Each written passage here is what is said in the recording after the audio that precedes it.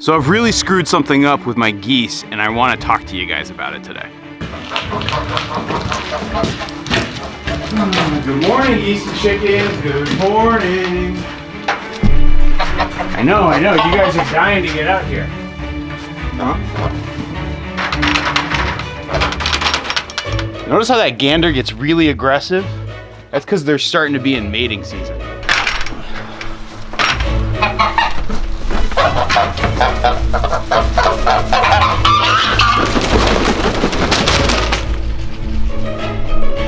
I don't know if you guys know this or not, but geese actually have teeth on their beak and on their tongue.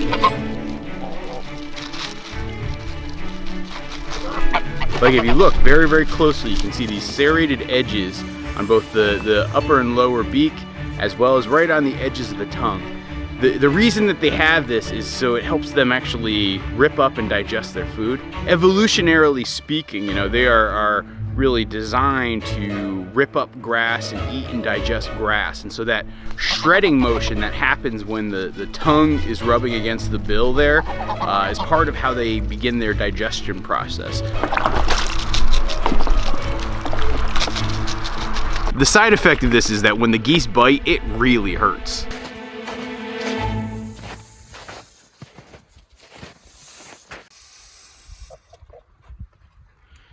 Yeah? You got something to say, Justin?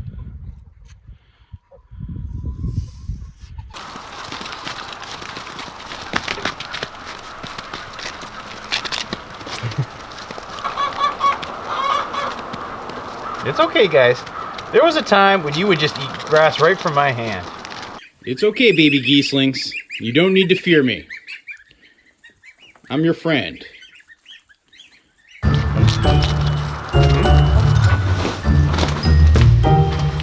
There you go, one big old goose egg for you. Last year was my first year of keeping geese. I kept about 30 of them. It was sort of a pilot project to see how it would go raising geese on pasture. I absolutely loved raising them, and so my plan was to keep a handful of geese over the winter, feed them, raise them, continue to get them used to me, and I would start to breed out geese in the springtime. Last summer I raised really two breeds of geese. I had the Pilgrim geese and the Emden geese. I liked the Emden geese because they were nice and big and relatively friendly, but I liked the Pilgrim geese even more. I liked them really for three reasons. Because number one, they're this heritage breed that's starting to become rare, and if I can help propagate that breed and keep it going into the future, I felt like that would be a good thing. Number two, I found that the Pilgrim geese were rather docile and easy to work with. And then reason number three, Pilgrim geese are really easy to tell the difference between the goose and the gander, so the male and the female. The ganders are white, and as little goslings, they really show up as just yellow. The female goose shows up as sort of gray and yellow, and then turns fully gray when she becomes an adult. They are beautiful birds, and it's like really easy to tell the difference between the two genders. I felt like that was probably the best one to get started with for breeding. So as I was getting ready to butcher most of the geese, I sorted off 5 geese that I wanted to keep. So I decided to keep 2 ganders and 3 females. Geese are somewhat more monogamous than ducks, so it requires a lower ratio of males to females. So I took 2 of the white ones and 3 of the gray ones. I've kept them over this entire winter. They've been living underneath the barn with the chickens. Everything has gone really well. They've been very easy to take care of. I haven't had any issues with them. There haven't been any incidents until now. So about 2 months ago, I noticed sort of a little bit of weird behavior. So I would go out and, I'd pour out the water for the geese and let them get situated. And I noticed every morning that 2 of the white geese seemed to constantly be going at it in the pool. Like this one white goose would be trying to use the other white goose as a surfboard. And some of you probably even mentioned in the comments that they looked like they were mating.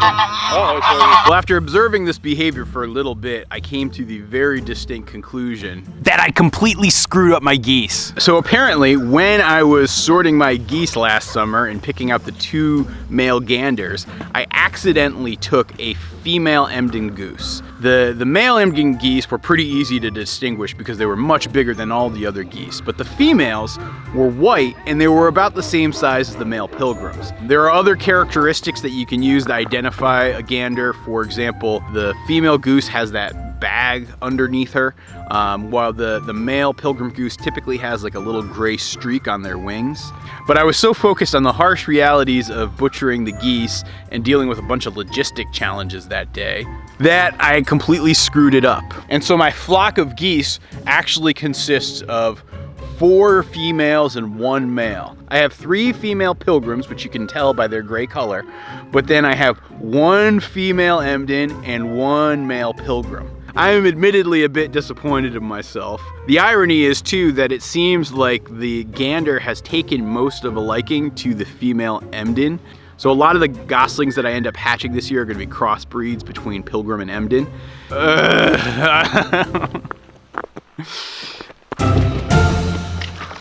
The male gander though, because he is the only guy in the flock, seems to be mating with the other birds as well. I can tell by just visually observing it. And then the other thing I've noticed is, and you guys can see this in this video, right? You can see like on the back of their heads, it sort of looks like a lot of their feathers are getting plucked out. Here, I'm gonna show you an up close view of her head. You can actually see it right there. What that's an indication of is, you know, when waterfowl are mating, the male usually grabs the back of the head of the female to steady himself as he sits on top of her in the water.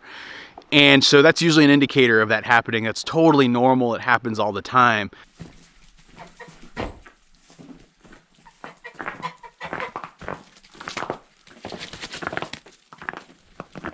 I haven't named all of the geese yet. You know, I can tell pretty much the difference between all 5 of them at this point. I've named only 1 of the geese so far, and that's the gander. I named him Justin Finch Fletchley, which is just a funny name to me. I don't know, I've always found it to be a very funny, amusing name as I've heard it. If you guys know what that's from, feel free to leave it down in the comments.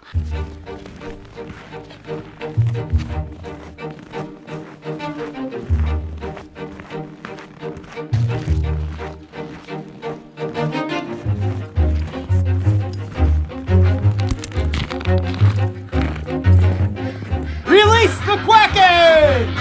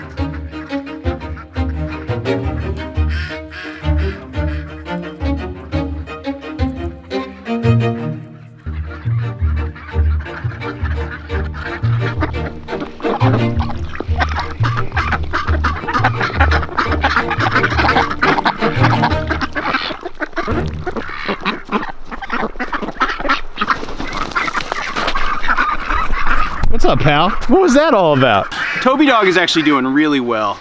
A lot of you guys have been remarking in the comments just how big he's gotten, and yeah, it's absolutely true. But despite all that, he's definitely not full grown. He's still a puppy, still got that puppy energy for sure. But he is definitely the best dog I could have ever asked for. I am very happy with him. Isn't that right, pal?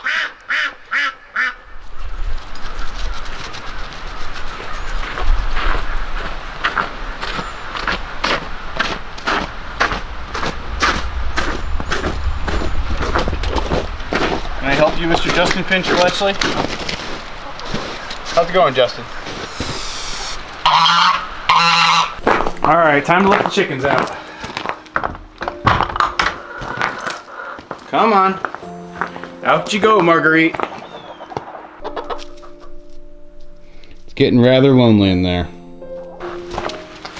Okay, Henrietta, come on out.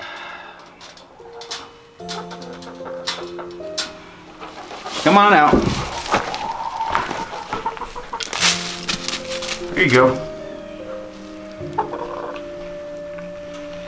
So lately we've been contending with quite a bit of chicken drama. So in a recent video I showed you guys I was dealing with Lucky the rooster. He was getting crazy aggressive. Oh, easy there, bro.